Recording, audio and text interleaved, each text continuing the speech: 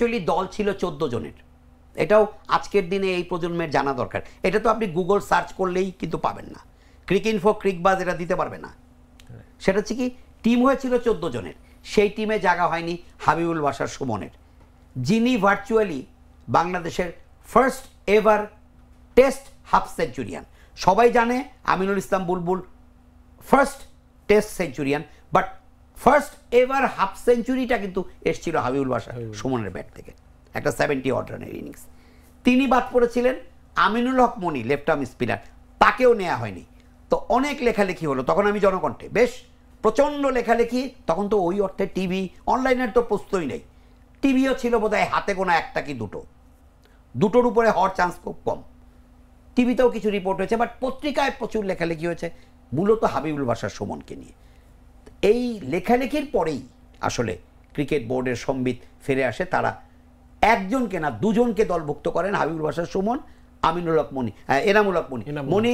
তিনি শেষ পর্যন্ত দলে সুযোগ পাননি 11 জনে, বাট স্কোয়াডে ছিলেন। তাই 16 জনের একটা দল আমরা চূড়ান্ত করলাম। সেই দলের আসলে একটা অন্যরকম মানে একটা বাতাবরণ তৈরি হলো, এবং পরবর্তীতে হাবিবুল বাশার সুমন টিমেও ঢুকে গেলেন। এই 16 জনের সবাইকে আজকে পাওয়া যাবে না, দেখা যাবে না। আপনি জানেন বাংলাদেশের ফার্স্ট টেস্ট ক্যাপ্টেন হচ্ছেন Naimur Rahman Durjoy, former member of parliament Bangladesh Awami লীগের। তো রাজনৈতিক পালাবদল বলেন, ক্ষমতার পালাবদল বলেন, এবং ক্ষমতাচ্যুত আওয়ামী লীগের সাংসদ হিসেবে নাইমুর রহমান দুর্জয়ের তো এখন সেই অর্থে বাংলাদেশে পদচারণা নেই বললেই চলে। তিনি দেশে আছেন কি নেই এটা আমরা কেউই জানি না। আপনি হোয়াটসঅ্যাপে নক করলে হয়তো তিনি আপনার একটা উত্তর দিবেন, বাট তিনি কোথায় এটা কেউ জানে না। আমাদের বোর্ড প্রেসিডেন্ট তিনি নাইমুর রহমান দুর্জয়কে অফিসিয়ালি ইনভাইট করেছেন। ক্রিকেট অপসের ম্যানেজার শাহরিয়ার নাফিস আমাকে পরশুদিন রাত্রিতে রিকনফার্ম করেছেন যে আমি among with another 15 national cricketer Bulul ভাইকেও আমন্ত্রণ জানিয়েছি, তার সঙ্গে আমার হোয়াটসঅ্যাপে কথাও হয়েছে, বাট উনি আসতে পারবেন কি না সেটা তো আমার দেখার বিষয় না। বাট আমি যতটুকু জানি ফর্মার ক্যাপ্টেন নাইমুর রহমান দুর্জয় আজকের এই অনুষ্ঠানে খুব ভালোভাবে আমন্ত্রিত হলেও কিন্তু আসতে পারবেন না।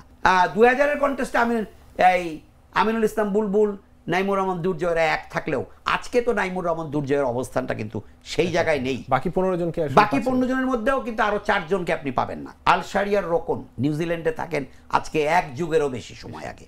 গত পরশুদিন রাতে আমি হোয়াটসঅ্যাপে ইন্টারভিউ করেছি খালেদ মাসুদ পাইলটের।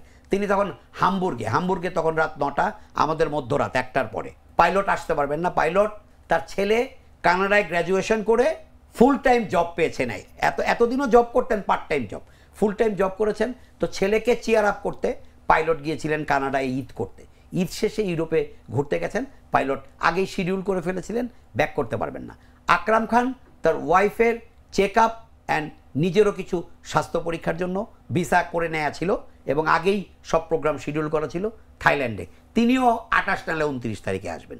এর বাইরে রইলেন শুধু মঞ্জুরুল ইসলাম মঞ্জু, স্কোয়াডে ছিলেন, বাহাতি পেস বলার, তিনি খেলেননি, তিনিও চায়নায়। কাজেই নাইমুর রহমান দুর্জয়, খালেদ মাসুদ পাইলট, আকরাম খান, মঞ্জু, রোকন, এই 5 জন আজকের অনুষ্ঠানে থাকার কথা না। আশা করছি বাকি 11 জনকে দেখা যাবে। কোচ সারোয়ার ইমরান এবং ম্যানেজার আজিজ আল কায়সার টিটো ভাইকেও আমরা পাবো। এটা একটা অন্যরকম একটা বাতাবরণ আছে। আমি অবশ্যই বলবো যে 25 বছর পরে সেই সব ক্রিকেটারদেরকে একত্রিত করার উদ্যোগ, তাদেরকে সংবর্ধিত করা, তাদের সম্মাননা জানানো, এবং তাদেরকে আবারও ব্লেজার পরানো হবে। আমাকে শাহরিয়ার হোসেন বিদ্যুৎ, ওপেনার, 1 নম্বর ওপেনার, তিনি জানিয়েছেন যে আমি ফেরদৌস টেইলার্সে গিয়ে ব্লেজারের মাপও দিয়েছি। একটা উৎসব ভাব, সেই অনেকটা আমরা ছেলেবেলায় হয়তো ঈদে বা পুজোয় কাপড় বানানোর যে একটা হিরিক ছিল, এখনকার প্রজন্ম তো অনেকটা রেডিমেড নির্ভর হয়ে গেছে, ব্লেজারও দেওয়া হবে। সব মিলে আমি যতটুকু জেনেছি, এবং আমাদের ক্রিকেট বোর্ড থেকেও এনশিওর করা হয়েছে, আমাদের ক্রীড়া উপদেষ্টা জনাব আসিফ মাহমুদ সজীব ভুইয়াও উপস্থিত থাকবেন অ্যাজ এ চিফ গেস্ট। কাজে সব মিলে আশা করা যাচ্ছে একটা আনন্দঘন পরিবেশে, যদিও সাবেক বা তখনকার অধিনায়ক সহ 5 জন, এবং পাইলট একটা ইন্টারেস্টিং কথা বলেছেন যে ক্যাপ্টেন ভাইস ক্যাপ্টেন থাকতে পারবেন না এই অনুষ্ঠানে। অর্থাৎ আমাদের অভিষেক টেস্টের captain Naimur Rahman, vice captain ছিলেন খালেদ মাসুদ, বাট তারপরেও আপনার ফার্স্ট 11-এর 4 জন নেই। পাইলট, দুর্জয়, আকরাম এবং রোকন, আর মঞ্জু তো ফার্স্ট 11-এ ছিলেন না। তারপরেও আমার মনে হয় বাকি যারা আছেন তারা সবাই খুব এনজয় করবেন। এবং স্পেশাল আমি বলবো থ্যাঙ্কস টু আমিনুল ইসলাম বুলবুল, যিনি বোর্ড প্রেসিডেন্ট হয়েই এই উদ্যোগটা নিয়েছেন যে না, টেস্ট মর্যাদা প্রাপ্তির রজত জয়ন্তীটাকে স্মরণীয় করে রাখার একটা উদ্যোগ তিনি নিয়েছেন। মূলত এই প্রোগ্রামের আয়োজক, ব্যবস্থাপক সবই বিসিবি, বাট এর পুরোধা হচ্ছেন আমিনুল ইসলাম বুলবুল।